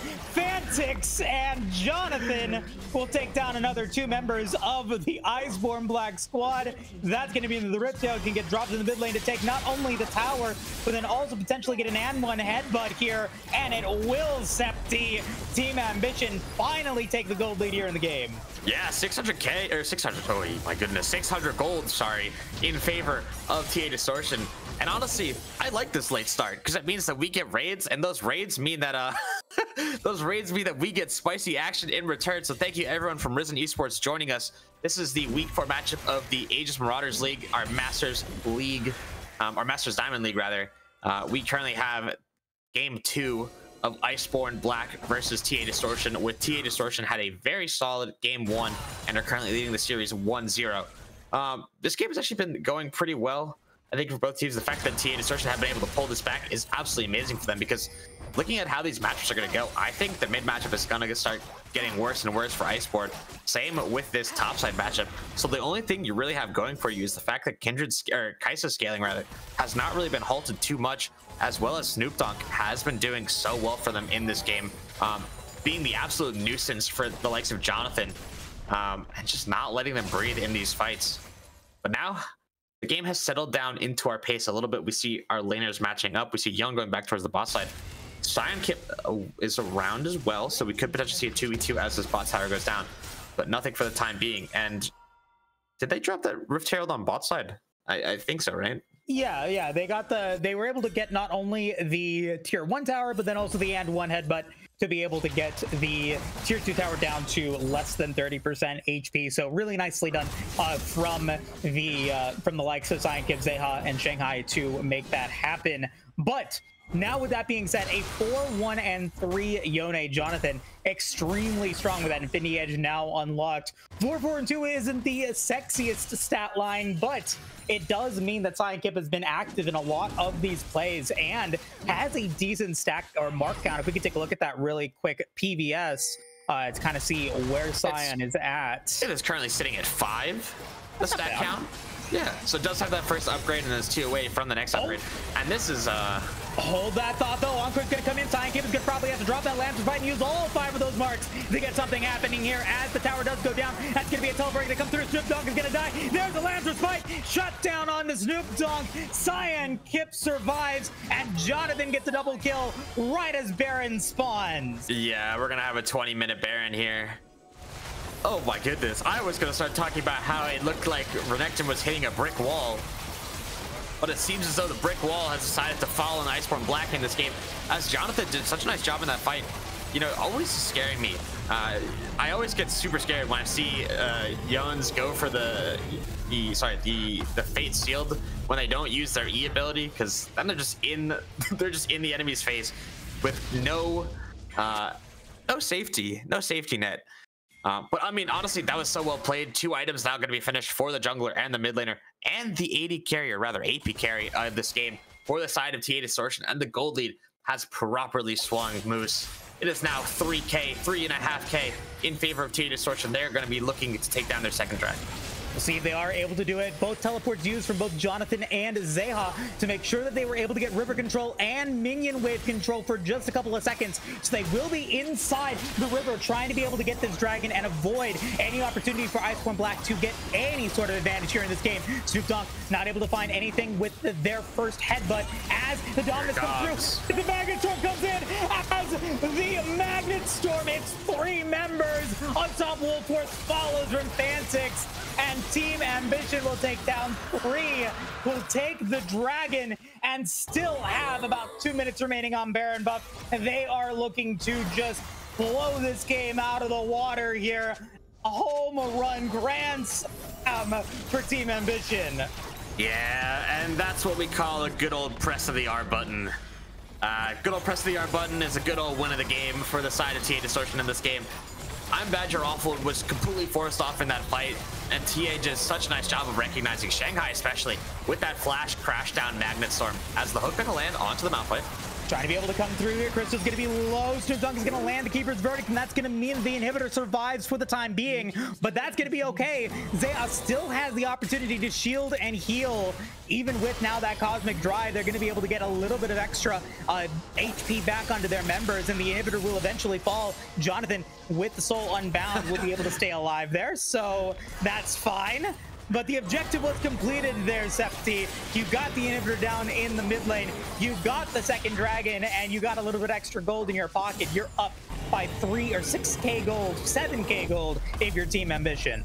Can I just say something? I was looking at the KDAs. I was looking at, you know, the participation in this game, and I just have to say that it is beautiful looking at the TA Distortion bot lane. 1 and 12 for both both members, rather. That's what you want out of a double support bot lane. It is absolutely gorgeous to see that they're working so well both together and with the rest of their team to have such a similar scoreline. And TA are not going to let them walk away. I guess they are for the time being. Just going to be, you know, I actually like this. You use the pressure in mid, you push up the lane. While you know, it would be incredibly easy for TA Distortion to just walk to the top side and take down that tower. It allows them to actually have a longer lasting full push on this map if they're able to push in that mid lane, because now you've pushed Iceborn off the map, you forced them back down into their base, and now that mid lane will naturally push for you, so you can commit more members to the top side. Brand buff has run out, however, so this push will be a little bit less lethal for TA, but can't be much less lethal when you have all those R buttons available. Yeah, we'll have to see who's going to be able to get the play here. Fantix and Shanghai do not have their flashes, but they do have the Magnet Storm and the Unstoppable Force if they are able to land it. Keeper's Verdict will be used, and Fantix is going to go in, only going to land 1 member onto that, and that's going to mean that Fantix gets shut down. Not the play that TA was going for. Nice Keeper's Verdict from Snoop Dogg is going to result in that push from TA, not really doing anything. I think Fantix might have thought that that was their Poppy, or that was just a BM Malphite ulti. Hey, TA, that would be in line with what they've done this series so far. Maybe. Fantix might just not care. I'll hold that thought, though. Encore is going to land in onto nobody, so that's going to be a miss. Cyankip is going to go in, going to flash forward on Humphreys. Humphreys is low. Humphreys is obliterated. Cyankip will take another kill, and that's the power of a fed Kindred 7-4 and 4. Still has the Lamb's Respite to be able to get out of that if need be, but is just fine. So overall, at the end of the day, it's a 1-for-1. Fantix and Humphreys both go down. I would not have guessed that that's where the pressure would have broken. Cyan Kip using their flash sort of meaninglessly. If I'm being completely honest, in a world where you have to be afraid of a Malphite hook, a Poppy W, a Renekton stun potentially, I'm a little bit surprised as to why Cyan Kip would go for a play that requires them using their flash, especially when they don't have enough gold even after this back to finish this Death Stands. But I mean, we'll have to see if Iceborn are able to punish Cyan Kip using the flash like that. But I mean, to talk about the top side, I think if we're not mentioning L9 Malphite, as PVS so wonderfully put it, I think it might have just been that Fantix thought that the team was going in at that moment, maybe was not quite looking, just saw the Poppy go flying and assumed that the rest of their team had engaged, and then when they pressed the R button, TA was like, bro, what are you doing? Let this idiot die. And then they did, and then they were able to go 1-for-1 in the end. Yeah, I mean, but like you said, you do lose the flash out of Cyan Kip. We'll see if that does make any sort of change to the result of this Baron fight. Dragon is also spawning in 30 seconds, so now it is Iceborn Black with the decision to make here. Do they go for the 5v5 or do they trade out the neutral objectives? Both teams trying to be able to get some sort of advantage in the mid lane as they will clear them out, so that lane is going to reset. That is going to give Team Ambition the opportunity to have advantage on the river side. They will be able to have river control, and that means that they're going to get this Baron with Iceborn Black going towards the Dragon, taking the trade of the neutral objectives. Yeah, I think this definitely means that, I mean, this is showing their hand. TA Distortion want to end this game in the next 5 minutes. The fact that they're giving this Dragon, the fact that they're giving up on, what could have been sole point for them in this moment just means that they're absolutely confident with their abilities to go for the end here. And actually, this Dragon has been woefully slow for the side of Iceborn Black, to the point where they won't actually be able to start matching TA until they get to this inhib tower. Maybe even not. Maybe even not. Yeah, we got to take a look here. This is going to be a lot of siege damage coming in from Jonathan and Zeha. But Zeha's going to, or sorry, not Zeha, but Cyan Kip. They're going to be able to get the tower down to just under a third of its HP with 2 cannon waves as well, sieging down on it. There's nothing that Iceborn Black can do to stop it, and they're going to lose that tower as they are going to try to heal back up as well. Fantix does have the Unstoppable Force ready to go. Cyan Kip with the Lamb's Respite. If they get low, they're going to be able to take down one inhibitor. Jonathan's going to be able to go in. Will Crystal's going to be the first target. Going to be able to get a nice 3-man Unstoppable Force into the Magnet Storm. Zeha's going to take down Holy Banana. That's going to be Jonathan going godlike. Will go golden to stay alive. Cyan Kip is going to take down I'm Bad, You're Awful. Snoop Dogg falls next, and there was nothing that Iceborn Black could do. Team Ambition Distortion will win this series 2-0, will remain undefeated in the Extol division. Yeah, just such a nice combination of abilities. They were able to do so many nice things together. Just, it looks so pretty at the end of the day. Just finding all those R buttons on top of each other. I mean, I said they wanted to end the game in the next 5 minutes, and I think they did it in 2, maybe not even. Ultimately, minute 30. Minute 30. Fair.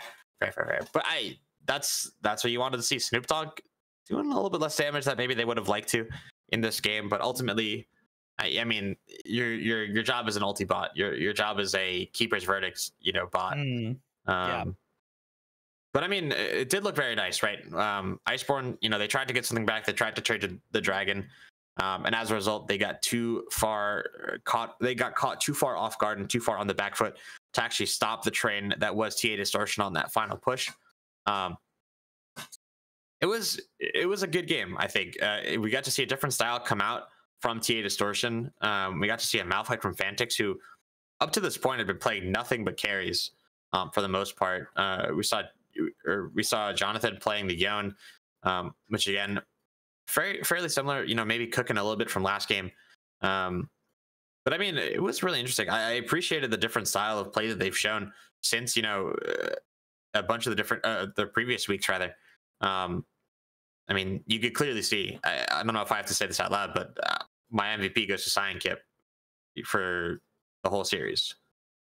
Sidekick played pretty well. I would say just the Team Ambition squad played just well in general. They knew what they were doing, that they are an established team for a reason, and they're showing us why they are such an established team within the Masters level League of Legends competitive scene. Really, really nicely done coming in from this squad as they now remain undefeated with a 4-0 record as well. That means that they're one of the first teams to qualify to go into the qualifiers, guaranteed to go into the next stage of this this tournament, regardless of what happens next. They were most likely guaranteed for that, but now it is assured. With that being said, though, we're going to take a quick break. When we return, we're going to get a member of the Team Ambition Distortion squad to come in here, give us a little bit of an interview, a little bit of insight onto how they thought the games went. We'll be right back.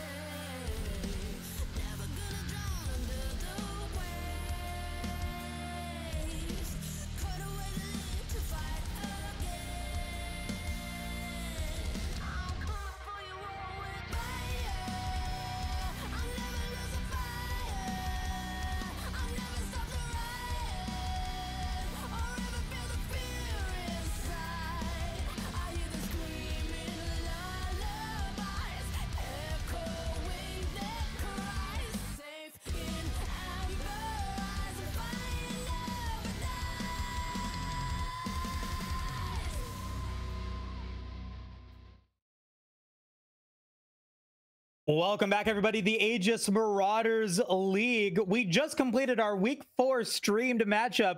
Team Ambition Distortion taking on Iceborn Black and winning the series 2-0 in dominant fashion. We get 2 members of that TA Distortion squad here on the interview today. Not just 1, but 2, and it's the bottom lane duo, Zeha and Shanghai, coming in to the caster's desk. Congratulations on the win, you two. Thank you. Thank you. Now, Shanghai, I gotta ask you really quickly. I hear that Your parents are watching it? Is that correct? Yeah, they've watched me ever since I was in college esports. So they've slowly learned the game more and more, and they definitely like this iteration of the team I'm on. So That is really cool to hear. shout out to Mama Shang and Papa Shang in the Twitch chat. So Let's go. That is awesome.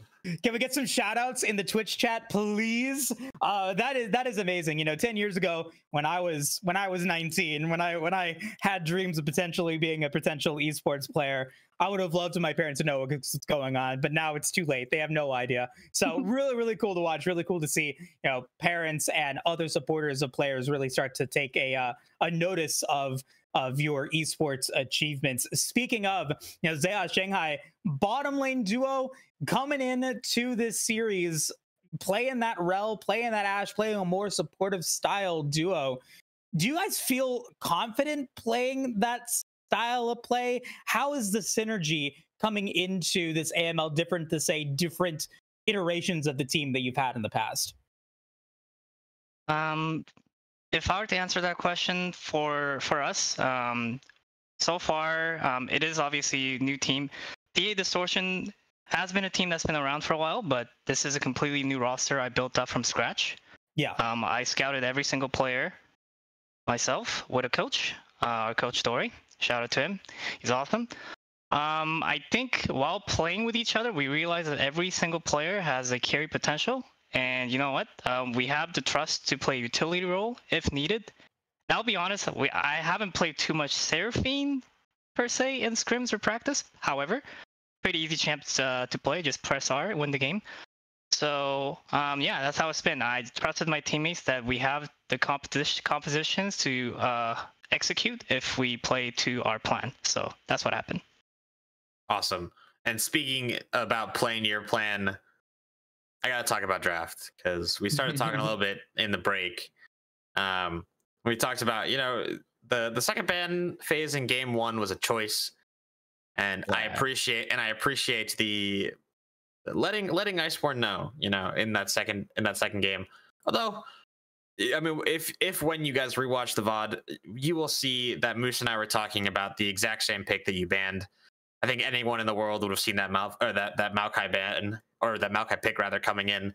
So the fact that you banned it as the one and only ban that you decided not to boycott gave me a good chuckle. So could you go through sort of why you guys decided that Maokai, would have been the ban? Was it because you thought it was obvious, or what was sort of the worry there? I think we just know that they typically play it with that same draft that they were showing. And although we were okay with handshaking power picks by doing no bans, because that's something our coach was happy for us to try in scrims, but since we already lost bans, it was just the perfect opportunity to kind of test out the waters of doing a draft where you're pretty much shaking power picks continually. But we knew that Maokai would be like the one champion that we just, one, it fits well into their comp, it lets them continue to poke for free, doesn't let us create space well, and two, we just want to make sure that we're still playing our game, and we just knew that would shut it down. So fair enough. And I kind of wanted to, in the end, sort of just go over and sort of pick your brain a little bit about what that game was looking like, what voice comms were looking like in the middle of game two, because it started off rough. Not really able to get anything going too much. You had some fairly good link-up play between Snoop Dogg and Holy Banana to sort of cut down Jonathan when he was trying to make some plays around the map. Who sort of took charge in those moments and sort of, led you guys to the opportunities that allowed you to pull back that gold lead? I think it's safe to say that as a team, we're all adaptive with calls. There's not like one person that has a sole authority or sole voice. So I think when someone's feeling comfortable in the game, they definitely have a more rational kind of perspective of how to lead the team. And we definitely knew that we were able to definitely win 5v5 once we got to that point. So we're like, okay, we made a couple blunders. We gave them a little bit more than we wanting to in the early game, but we know that there's the one fight that we will catch them off guard and then pretty much swing the game. And I think from that one fight, in their red side, we swung tempo fast, and then we knew that we could drag them into a dragon fight, and we just pretty much cleaned that up, went Baron, and then just played our game from then on out. So although we blundered early, we just knew our game plan was still the same of like that 5v5. Awesome. Love it. And I love the communication, the coordination that you guys have had. I mean, Zaya, I've casted plenty of your games in the past. You know, we're coming up on multiple years now of you being under the Team Ambition roster. Sheng, I don't know how much you or how new you are to the Team Ambition community, but you know, I talk about it a lot in my games or in my casts about the experience that I've had with Team Ambition. They are a pretty large part of the amateur semi-professional esports community. So from both of you, coming into this organization, you know, as members of TA, does that, you know, are you satisfied with your decision? Do you guys enjoy being under the TA roster, and what's so great about it? All right, I'll start off with that one. Regarding TA, when I first started playing amateurly for TA, I think you actually casted my very first game, Moose. I'm pretty sure that was the case. You did, yep. Yes. So since then, whenever I started playing for TA, it started to grow upon me this type of pride that I play for an org that cares about their players. And shout out to Prost, the owner of TA, that he's had a belief in my ability to create a team, because I just told him, you know what, I have a group of 5 people. I have a good feeling that they're going to give you good success and championships in the future. If you believe me, I will create a team and play under your org. And he's given me a shot. And ever since then, I don't want to leave for another org. And that's the intention I have. As long as I play amateur, I do want to stay with TA. And that will continue. And with this new squad I built up, I am very confident we are going to go high and we're going to win. That's what we'll continue to do. I'm sure that's how Shen will feel, so he can share his feelings as well regarding that.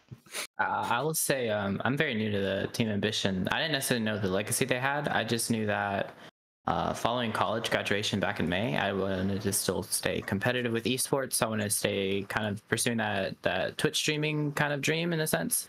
So I was just looking for any team that would take me, and I think a week before AML started, it was kind of fell out a couple times, but I ended up landing on the roster with Zeha. And I learned that it's just a really good group of guys that we're pushing each other to improve, and we're not afraid to call each other out on their mistakes in a good, graceful way, but we're always trying to seek that kind of improvement from all of us and just expect the best. So I'm just really happy to play for an organization that has such a legacy, and I just want to play good, clean League of Legends and have fun and not be too disrespectful. Occasional banter is good, but I think it's a really nice fit for me here with this team, and especially with Zeha. I can only speak to the praises off stream and on stream, the kind of person and who he is as a player and as a person that just really shines through, and you can see it in his play. That's really awesome to hear, guys, and I like your guys' honesty with that answer. Any final shout outs, guys, before we let you go? Shout out my girlfriend Camille. She's somewhere watching. I know she always watches my games, so big shout out to her. I will say my shout out to my teammates for doing so well so far, and we're gonna keep grinding and keep our coach Dory. He's very passionate about his job as a coach, and he's been leading us, flaming us, maybe a little too much, but I mean, that's how we get better, honestly, and I appreciate it. So thank you, Dory. Awesome. Love to hear it, guys. Sheng, I thank you for taking time out of your day to give us a little insight on Team Ambition and the minds and lives of professional League of Legends players. So congratulations on the win. Best of luck for the remainder of the tournament, summer 2023. Thanks so much. Thank you. All right, and with that being said, that's going to do it today for the AML. Before we go, Septi, there are a lot of upcoming League of Legends Aegis esports games coming up. I want to knock them down really quick.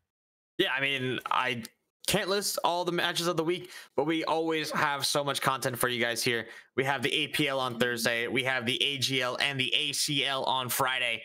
And stick around because we'll be back for AML next Wednesday or next Tuesday. Oh, I almost forgot what day we're on. Next Tuesday, as we start moving towards the end of the divisional play, and we start moving towards that playoff push. So once again, Moose, I want to thank you for the cast. It's been wonderful yet again for this week, and I had another wonderful series tonight. Yeah, thank you so much for thank you guys so much for stopping by, for sticking with us throughout the interview. I will not be here next week. I've got some prior engagements that have to be figured out, so I'll be back not next week, but in 2 weeks to conclude the regular season and be there for what will shape out to be an amazing qualifier. So definitely going to be a ton of fun. But with that being said, on behalf of all the coordinators, the staff, the players, all of us here at Aegis Esports, PBS, our producer, Septi, and myself, have a great rest of your day. Stay safe and stay healthy, and we'll see you guys next week. Take care.